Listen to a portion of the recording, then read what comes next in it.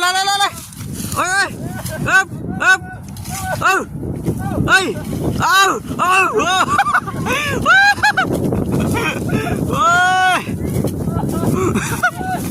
เอานี่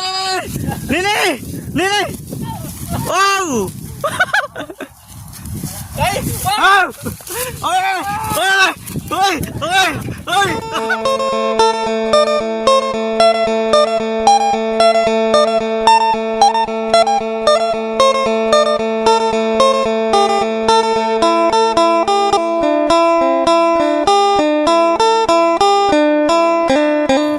พี่น้องไปปุ่นป๊อ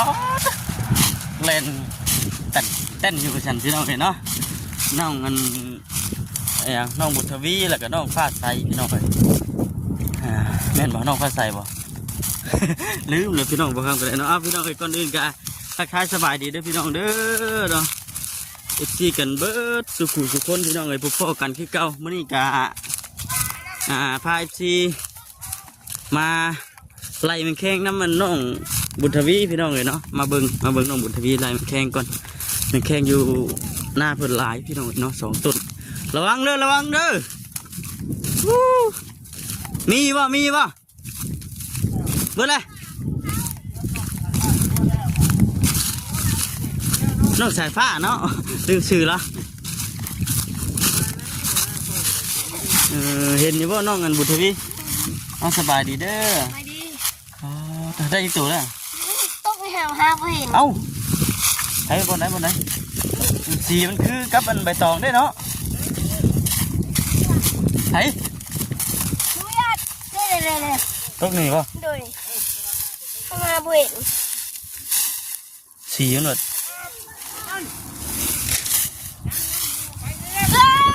เฮ้ยโอ้ยไปละพุ่นก็เล่ซาดแล้วไปนี่มันแข้งพี่น้องนะช่วงนี้มันช่วงใบข้อล้นมันแข้งกับเป็นแล้วพี่น้องเลยมันก็กลางคืนยังมาโพสได้หากันนะพี่น้องเนาะ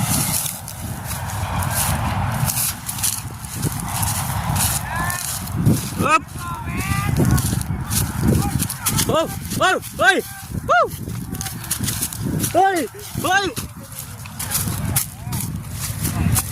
โอ้ยบุกดีตัวจิตามในภาคบุกดีนะ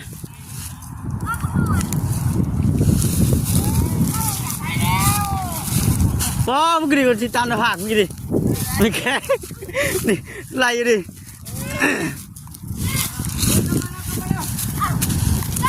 โอ้ผมว่าแค่ว่าฝนตกนี่ยันเศร้าเด้อยันเศร้านี่ได้เยอะนี่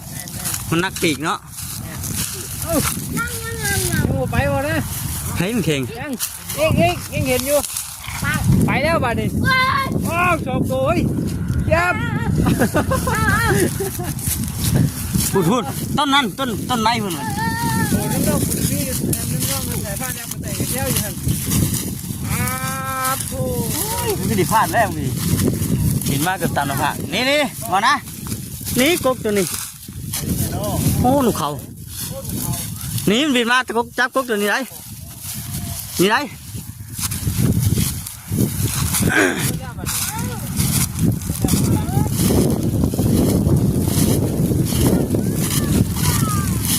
เห็นว่ามันต้องมาตัวนึงจะฉีกินนี่ไหนมันบ่พอกันมีแข้งขามันเลยเด้เลยปึ๊บเฮ้ย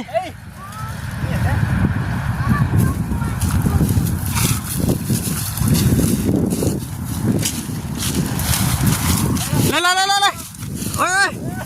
ยเฮ้ยนี่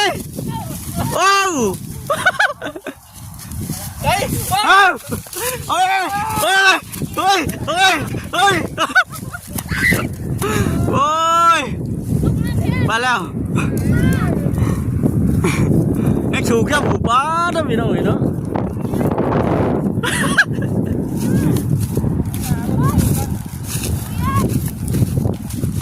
เอานี่ลงมา ลงมา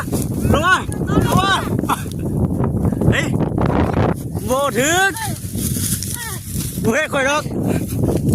เฮ้ยโอ้ยแต่ท้องมันตกนี่นี่เอาไว้ฝุ่นทั้งฝุ่นเฮ้ยเฮ้ยเฮ้ย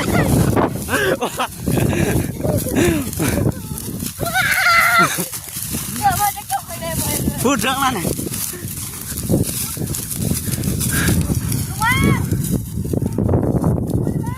เห็นป่ะเลี้ยวชาติจับสูงป่ะพี่เกิดเจ้าอยู่พี่ฮะ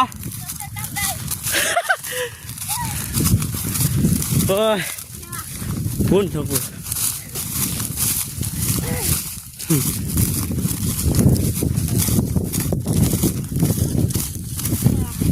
ทุกแค่นี้แหละเมื่อกี้นี่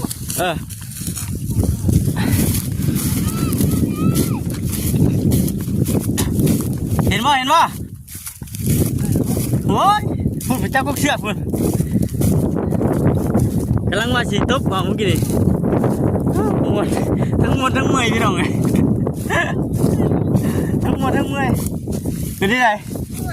มวนโอ้เห็นว่าย่างเศร้าเห็นว่าเจ้าอยากได้ลายนะย่างเศร้ามันนักตีน้ำหมอกมันลุกนิดหน่อยมันมวนวะเฮ้ยโอ้ยลายบนทันดอกทุกกันเอาเนี่ยไม่ใช่นะพอยามเศร้าจังมาต่อยมันนี่มาต่อยเอาไม่ใช่มาต่อยพี่กุกเชือกนี่มาจับกุกเชือกนี่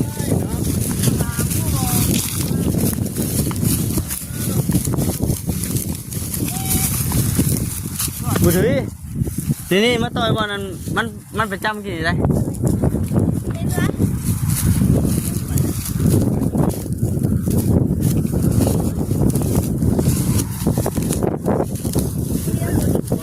โอ้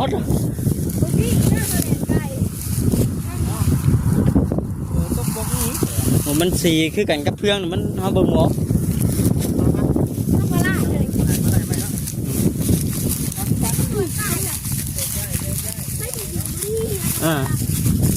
ไปเมื่อหนาจังมาต่อยไหมปวดตาวันนี้กลับด้วยนะครับวันนี้เนาะกลับบ้านเลยเด้อกลับบ้านเลยไปเด้อฮะเมื่อยวะม่วนครับ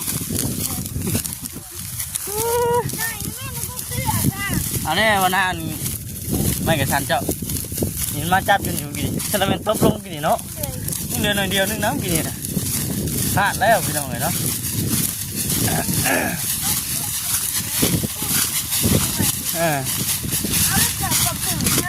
ไม่หรอเป็นจนหายดิมึงไม่จะไปไล่อีกเจอพี่น้องเลยนะทั้งมวลทั้งเมื่อยเลยก็มวลนะปั๊บไปที่นี่พี่น้องจังไรกันใช่ครับกับมัน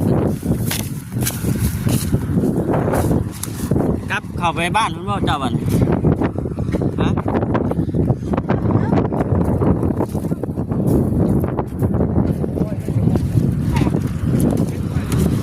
เก็บไปเลยไหมถึงงัวมาเขี่ยวเลยเนาะตู้เนาะ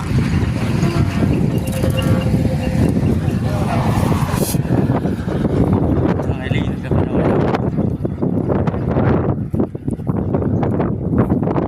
ขันแล้วพี่น้องบึงจมูกนั่นหามุ้งเลยนะนี่พอนะ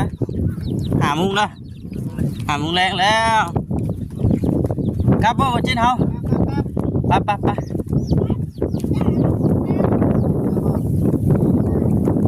เราจะไปใช้เกลือบุกับ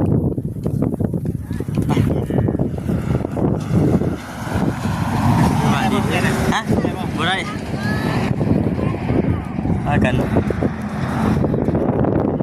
กลับบ่เอาบ่เนี่ยกลับแล้วเนาะมาดีเด้อ กลับเด้ออ่ารับพี่น้องเลยเนาะจะพิจารณาฝากเด้อโดยซีเข้ามาติดตามเนาะพี่น้องเนาะ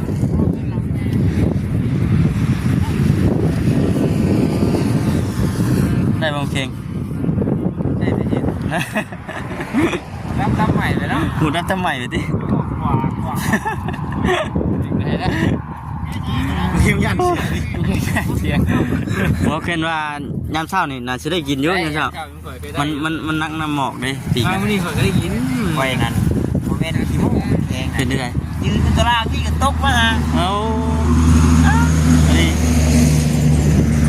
จูบตกจอดกันรู้ว่าอะไร เอ็งคักกว่านี้พี่น้องนะ เรานี่นะอยู่น้ำบูเนี่ยยังไตกรุ่มขึ้นมา บุ้งนะ พอไม่แข็ง เยอะบุ้งนะยามนี่มันเป็นช่วงยามมันอยู่แล้วเนาะยามนี่เนาะเก็บมาซื้อกับแพงได้มันแพงขอด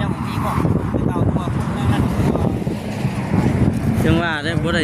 ก็ไปเลาะเบิ่ง มันยังมีกว่าน้ำผันเพื่อจักก่อนมูเราคุณจับ น้ำโพนมันนะแม่นดีน้ำหัวโพนนะ ย่างเข่ง แม่นรถได้ แม่นรถแม่นทูก่อนน้ำโพนไปใช่ป่ะครับ ไปอากาศกลับไปในคำหาโมงเลยได้นี่นะคือมือห้องก็มืดเตอะไปมาจิไป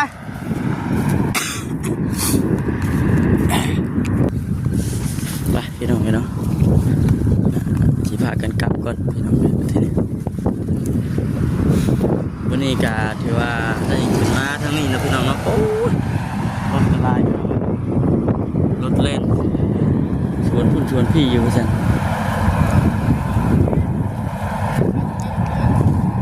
ไปพี่น้องจังไรก็ติดตามเบิ่งตอนกลับบรรยากาศตอนกลับเลยนะ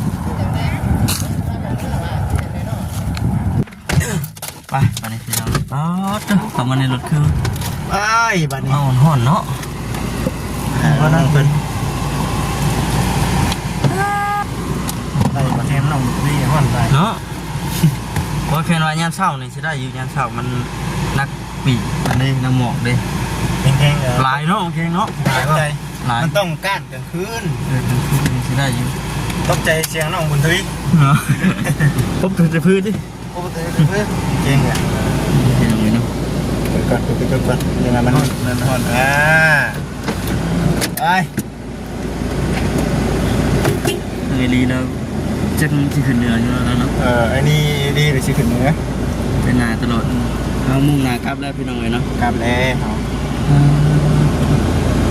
อ้าว คุณได้บัตรกับคำตึ๊บ ก็ชิขึ้นนะคือทั้งไงเรามีของกับพ่อมีของก็อยากขึ้นไปอีกอยู่พอมีของแจกไปแบบนี้นะลายย่อมว่าลายครอบครัวจะของแจกก็อยากขึ้นไปแน่พี่น้องเลย ถ้าเขาบ่มียังแต่สิขึ้นไปก็คือหู้เลยพี่น้องยังก็คือว่าเนาะ เนาะว่ามื่อนี้ชัดใต้ชัดเหนืออยู่พี่น้องมันโดนได้พี่น้องเพื่อจะได้ขึ้นบ้านทั้งนี้ก็ได้ตื่นบ่ครับเอาวันนั้นเนาะ วัดบน น่าชินี่เนาะไปพี่น้องติดตามเบิ่งนำกันถ่ายบรรยากาศช่วงแรงตอนขากลับไปจังจะคิดเป็นจังไดได้ช่วงเขาเมื่อมันตะเวนตกลงมาใช่ไหม ส่งเป็นส่งตามเนาะ นั่นนะช่วง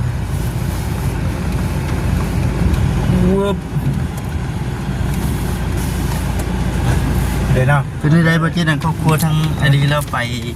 ยัง นั่น เจ้าตัวแน่เลยมันนี่ชื่อ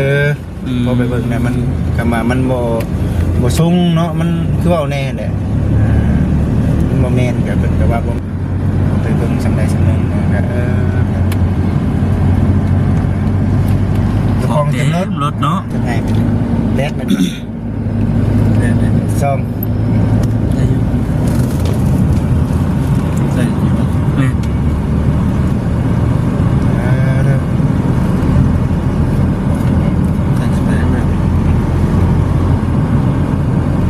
เรา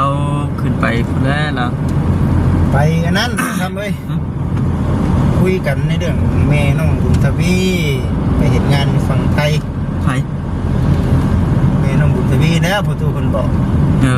อ โอ้ยไปเฮ็ดงานอยู่พุ่นก็โดนโกงว่าซั่น ไปเฮ็ดงานอยู่ฝั่งไทยแต่ว่าถือโกง แม่ถือโกง อันที่ว่าเจ้านั่งคุยกันนะ แม่